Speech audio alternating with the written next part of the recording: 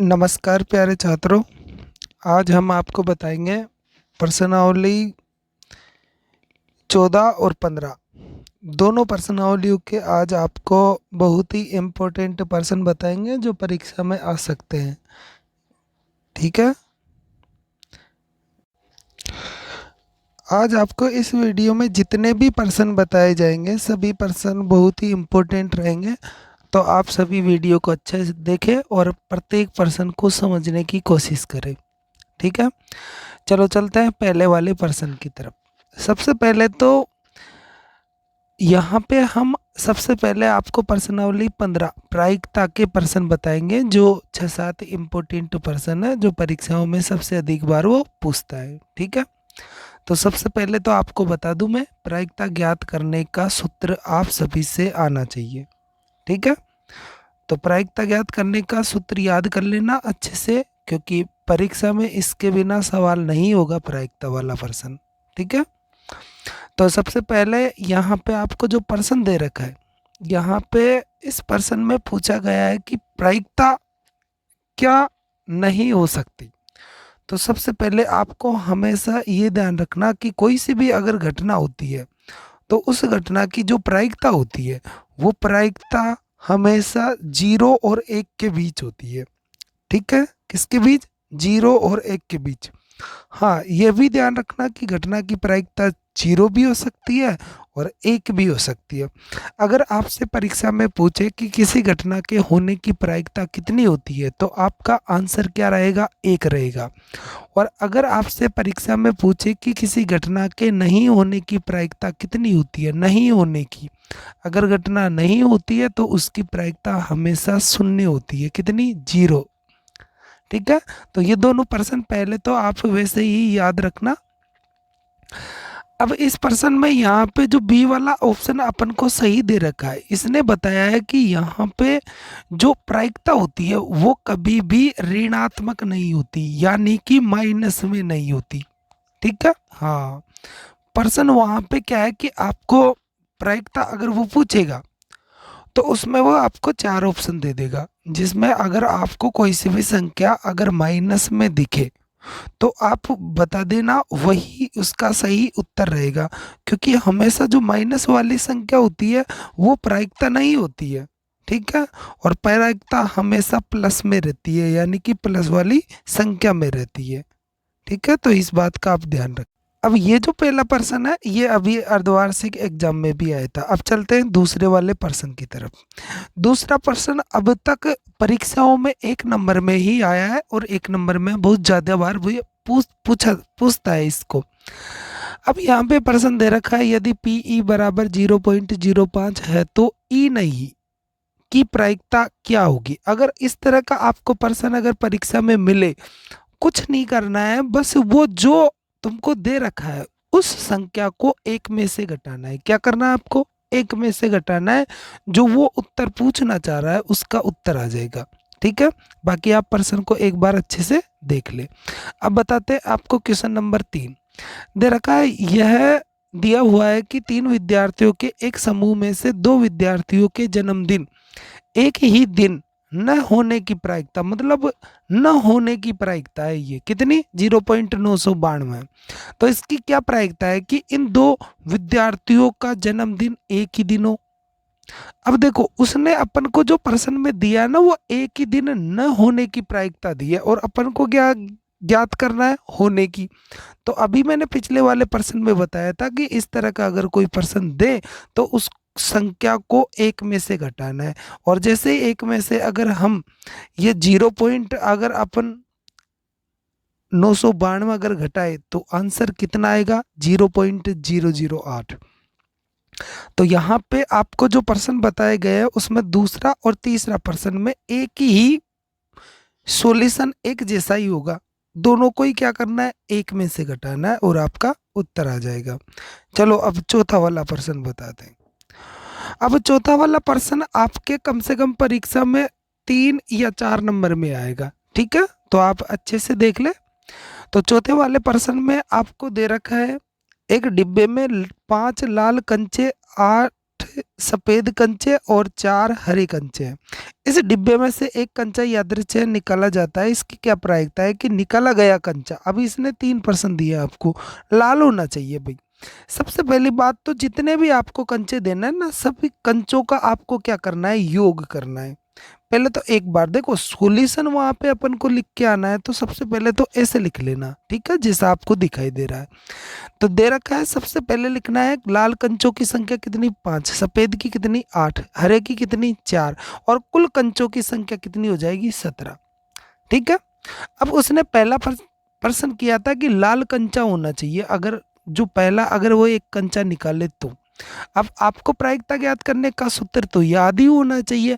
क्या होता है सूत्र, अनुकूल परिणामों की संख्या बटा परिणामों की कुल संख्या। तो जैसा भी आपको सूत्र है वो सूत्र तो आपको लिखना ही पड़ेगा। अब उसको क्या चाहिए, लाल कंचे की प्रायिकता चाहिए। किसकी चाहिए, लाल कंचे। अब ध्यान रखना, कुल परिणाम का मतलब होता है कुल कंचे। तो कुल कंचे नीचे देखो, इसने उत्तर में बटे में नीचे 17 लगा रखा है, क्योंकि नीचे सिर्फ क्या आता है, कुल कुल संख्या आती है। तो कुल संख्या कितनी है, 17। जबकि जो प्रश्न वो पूछता है आंसर, तो लाल कंचे, अब लाल कंचे 17 में सिर्फ 5 ही तो है। तो इस पहले वाले प्रश्न का उत्तर क्या हो जाएगा, 5/17।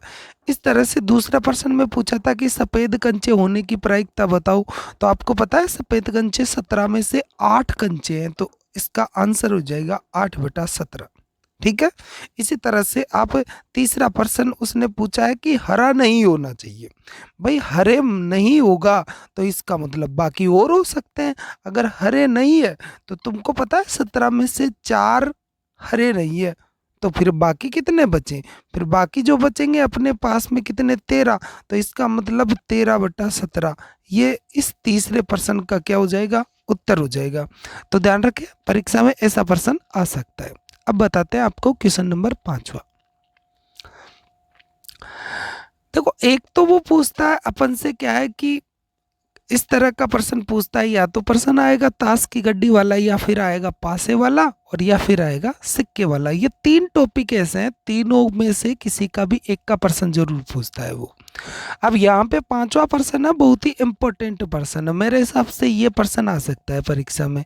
दे रखा है, एक पासे को एक बार फेंका जाता है, निम्नलिखित को प्राप्त करने की प्रायिकता ज्ञात कीजिए।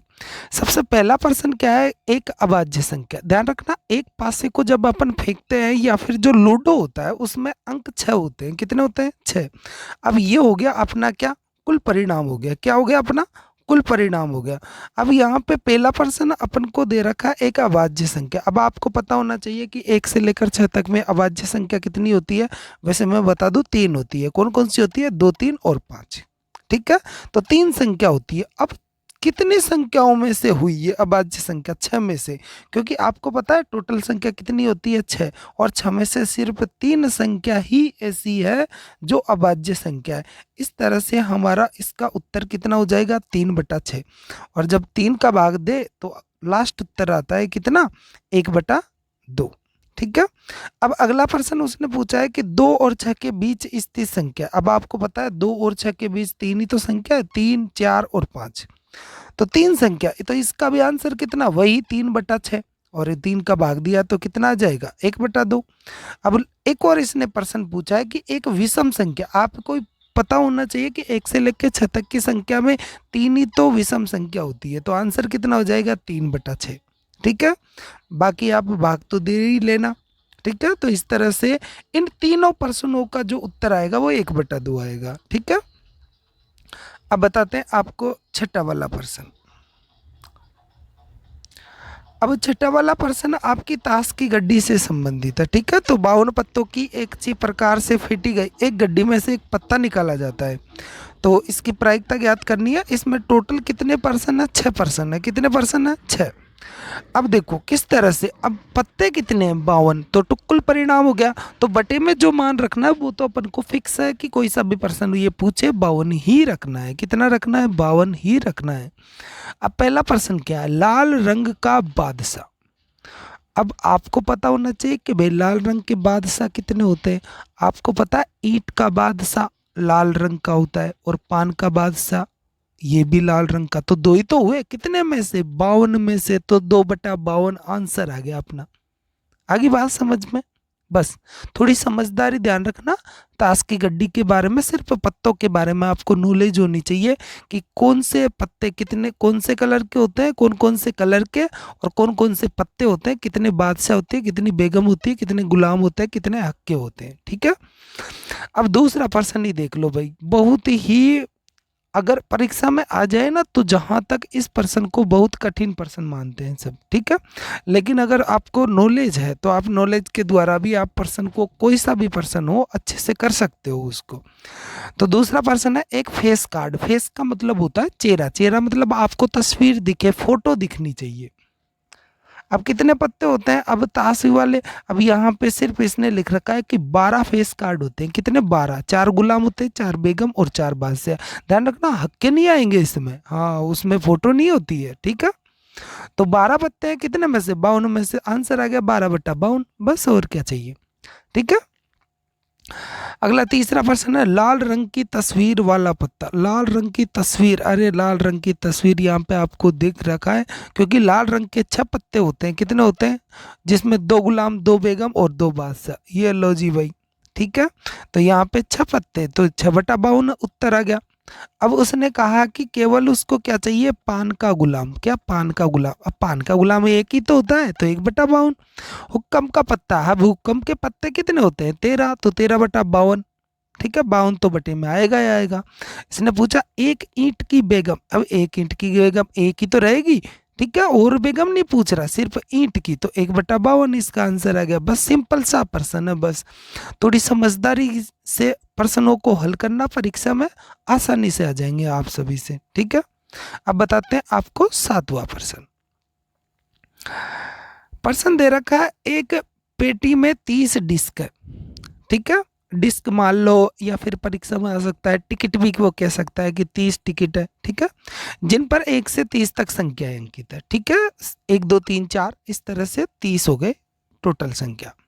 यदि इस पेटी में से एक डिस्क यादृच्छिक निकाली जाती है तो इसकी क्या प्रायिकता है कि इस डिस्क पर अंकित संख्या। अब 2 प्रश्न पूछे उसने, 2 अंकों की एक संख्या।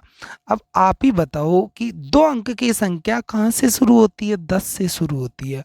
अब 30 में से 9 तक की तो हुई नहीं, तो 30 में से हम क्या करेंगे? 9 घटा देंगे। कितना बचा? 21 बचा। कितना बचा? 21। अब कितनी संख्याओं में से 30? तो यहाँ पे 21/30 ये हमारा उत्तर आ जाएगा दूसरे प्रश्न का। दे रखा है आपको उत्तर, देख लो आप अच्छे से एक बार। जैसे दोनों में हमने भाग दिया किसका? 3 का, तो लास्ट उत्तर कितना आया? 7/10। ओके। तो आप जैसा चाहे वैसे प्रश्न को देख लो, और थोड़ी नॉलेज ध्यान रखना इस प्रश्नों के बारे में। ठीक है। अगला दूसरा प्रश्न बहुत ही कड़क, और ये मान लो कि बहुत टफ प्रश्न है परीक्षा में। ठीक है। बहुत सारे बच्चों को इसकी नॉलेज नहीं होती है कि एक पूर्ण वर्ग संख्या क्या होती है। भाई पूर्ण वर्ग संख्या ऐसी संख्या होती है जो पहले से किसी का वर्ग हो।